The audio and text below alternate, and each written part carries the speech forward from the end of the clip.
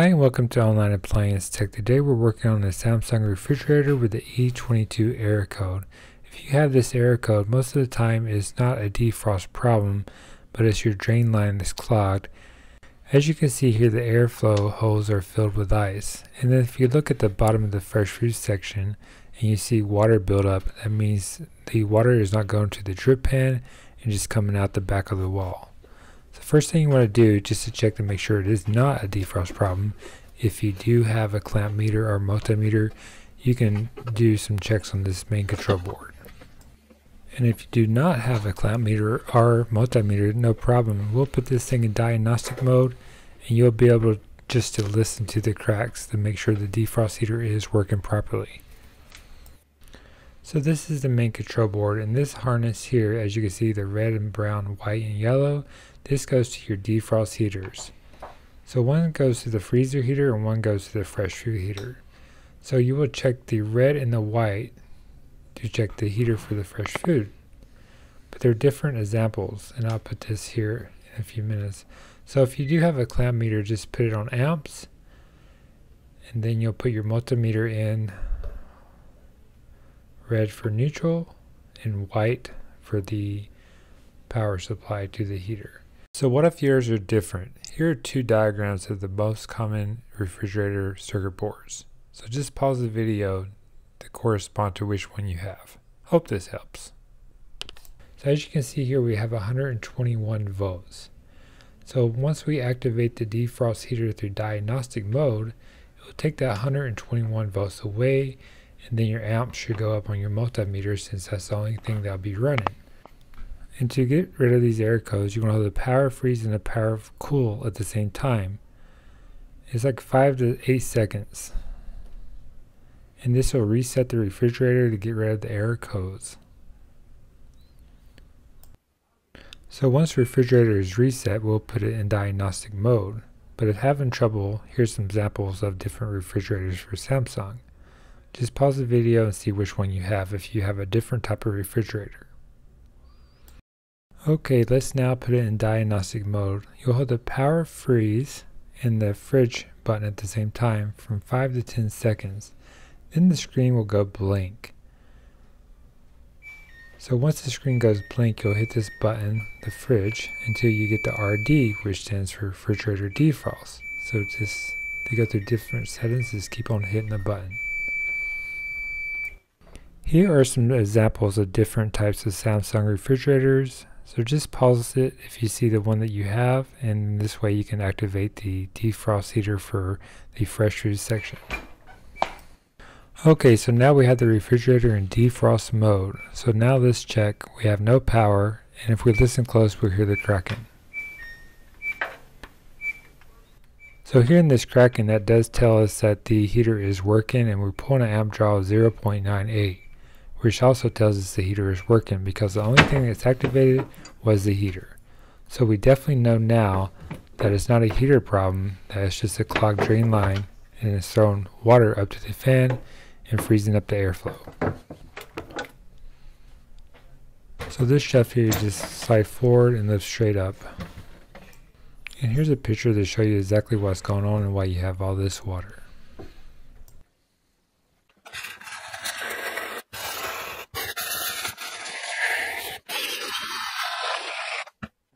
This is the steamer that we use. However, I recommend just allowing it to defrost with a day or two. That way you do not rip off the styrofoam, which I'll show you here soon what happens. So remove these two screws at the bottom. Most of the time on the regular Samsungs, you only have 2 screws anyway. In this case, with this model, we actually have 4 screws at the bottom. So remove the bottom 2. Actually, you have one here that you just pop this cap off, and there's one there that you have to get to.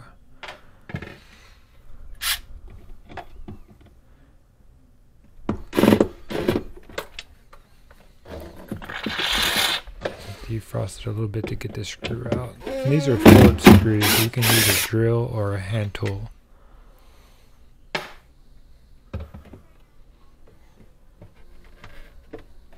So yeah, just remove this bottom cover. And then like on the regular Samsungs, you'll just have these 2 screws at the bottom. Like I said, I recommend just letting it defrost for a day or two, because if you do pull this off and you have a lot of ice buildup, you'll definitely rip the styrofoam, as you'll see later on in the video. And there's a possibility that you can yank on the evaporator and destroy the seal system. Remove the bottom screw here at the bottom of the support and just pull the bar out. So in this video I did try to remove the panel, but I end up destroying the styrofoam, which I did have to come back with a new panel. So to remove this panel, you have to just pull from the bottom, and then the styrofoam should come out with it. But in this case, as you can see here, I already ripped it. So that's how fragile it is, and that's why I recommend to let it set for 2 days with the doors open to let it defrost by itself. Seeing this panel goes with the front panel also. This one was pretty bad. Usually I can remove them with a steamer and just get up under it to pull it out, but this one was definitely one of a kind. So this is the evaporator. This is what happens. The water sits at the bottom since the drain line is clogged, and then the water is thrown up to the evap fan, which is then blocked where it cannot rotate the air. And then you have a warm refrigerator. So this is ice at the bottom of the panel because of the clogged drain line right here. So definitely make sure to declog that and make sure it's declogged before you install the new panel. And here's the fan that always gets locked up once the ice builds up around the fan, as you can see here.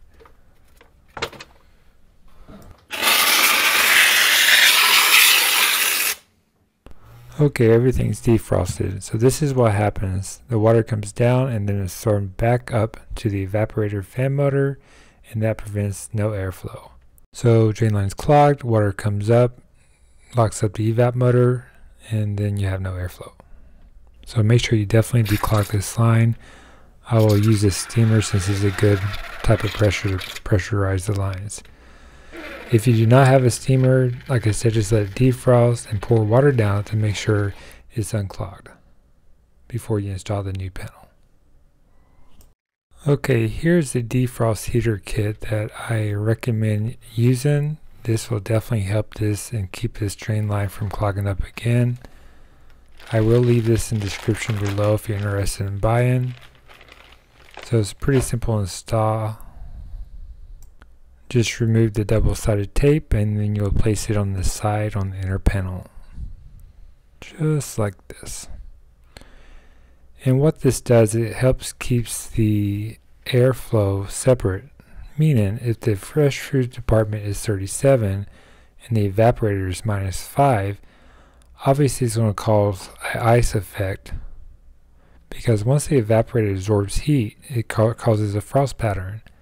So basically you want to keep this inside room pretty sealed. And this is for the lower evaporator also, this part here. And this is the drain line heater extension, and basically this keeps the drain line from clogging back up, which causes the main problem with the evaporator fan. So to install this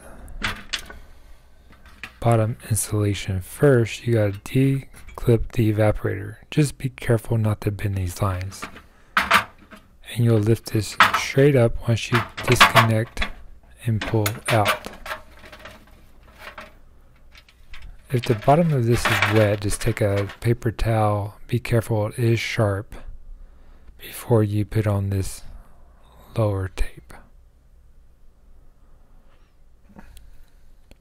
So just peel it apart.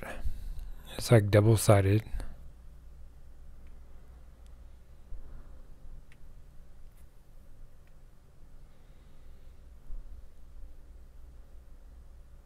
And definitely have some patience.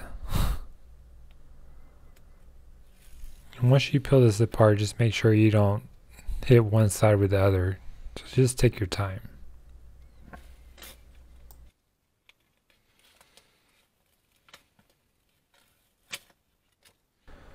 Okay, so to install this, you just basically line it up with the tip of the front of the evaporator bottom pan. So like I said, dry it if it's wet, and then you're going to line it up with the tip of the lower panel or cover. Really don't have the right words for this one. Okay, so even it out, press the top first, and once you get the top aligned, then you'll just press the back up.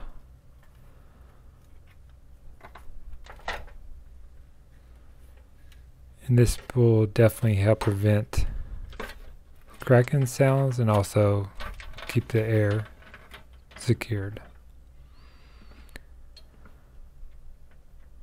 So at this point, we're going to basically lift the evaporator up and then click in. As you can see here, I was trying to click it in first, which is a no-no. So lift up, put it in its place, and then once you align the bottom, then click it in. Just be very careful, because if you bend these evaporators, they're very fragile, they're aluminum. You can easily cause a small repair to a major repair. So this, you'll just basically put down the drain line, and this keeps it from declogging back up. Clip it around the heater. As you'll see here in a moment, I'll use a pair of needle nose to clamp it better onto the heater. So basically how it works, the heater gets hot and heat transfers down the stem and keeps it from declogging back up. When you do clamp it, or if you use some type of tools, just make sure to not squeeze on the aluminum, just the heater itself.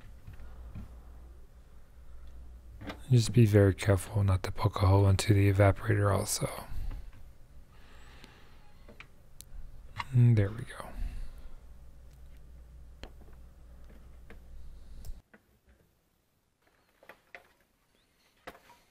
Okay, now let's install the new panel. Like I said, if you allow it to defrost for 2 days with the doors open, you shouldn't have to replace this panel. But this one just definitely had a lot of ice, and obviously is a same day service type job, so we try to do it in 1 day.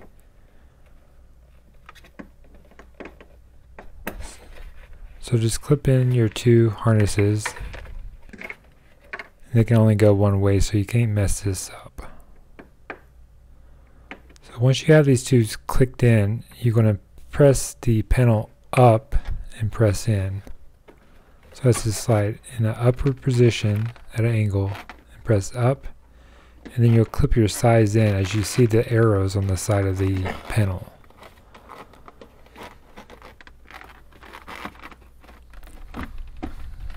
And you want to make sure the styrofoam also at the bottom is aligned with the housing of the fridge.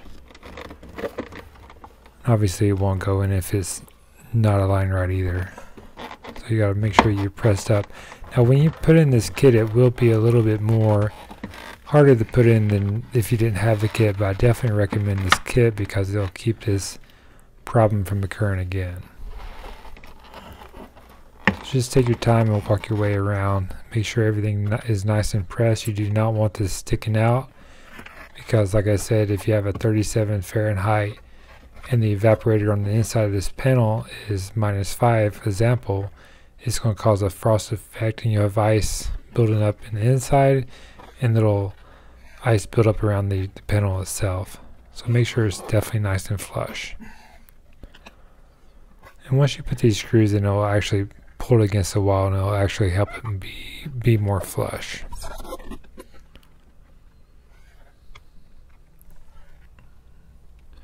Okay, so now you're going to install the 2 Phillips screws, one on the right, one on the left.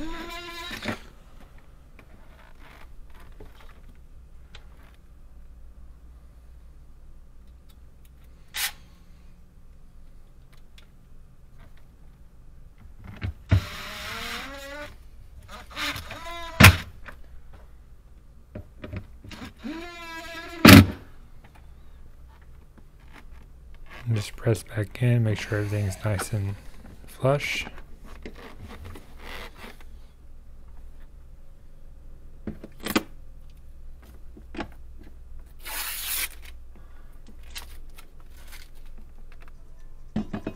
Now you're going to install the middle bracket.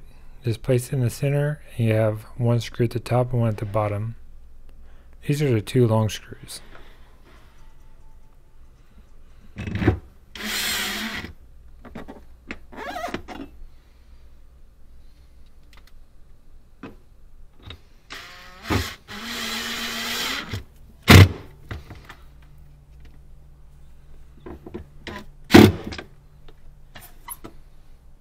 Okay, and now we're going to reinstall the bottom cover. Let me turn it the right way. There we go.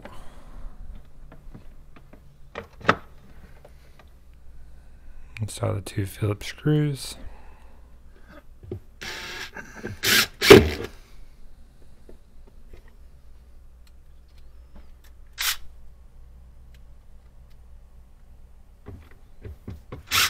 Here in a moment I'll show you exactly how to take care of the back portion, install those two tubes. So yeah, put your little cap back on. So this is pretty much done, so now let's get to the back. This is important too. This one wasn't not that bad, but usually these drain lines, they have little parts of them, little holes where water has to come through. They'll get clogged up with lint or some type of dust or something like this. So let me show you exactly how this works. And your condenser coils here at the bottom right, if they are dirty, I recommend cleaning them with an air can, a steamer if you have it. This will definitely maintain your compressor and other types of your fridge. So these two tubes you just basically pull off.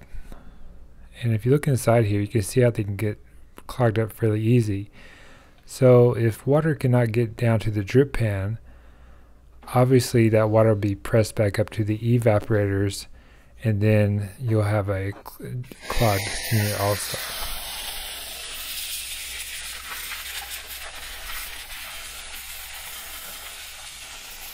So yeah, steam them if you have them, not a vacuum cleaner or air can, but definitely clean the condenser. So this is a new one. As you can see, you have two holes and a line in the middle. So you can see how easy it is to get clogged up.